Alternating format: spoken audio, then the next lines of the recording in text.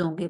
First of all आपकी जो eating window होगी वो स्टार्ट होगी 12 पीएम पर, दिन के 12 बजे आपकी ईटिंग विंडो स्टार्ट होगी। इसमें आप क्या ले सकते हैं एज़ अ ब्रेकफास्ट?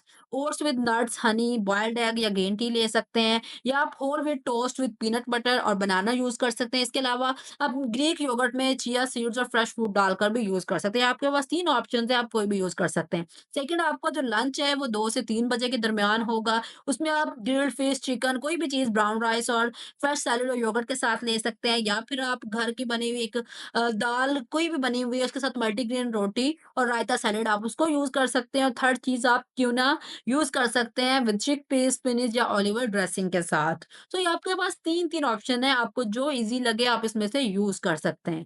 देन आपका स्नैक टाइम जो होगा वो 5 से 6 बजे के दरमियान होगा। इसमें आप आलमंड वॉलनट्स के साथ हर्बल टी या ग्रीन टी यूज़ कर सकते हैं। उसके अलावा cottage cheese with flax seeds आप यूज़ कर सकते हैं, या फिर आप बनाना स्मूदी बना सकते हैं। इसमें थोड़ा-सा प्रोटीन पाउडर भी ऐड कर लेंगे, तो वो और ज़्यादा बेहतर रहेगा।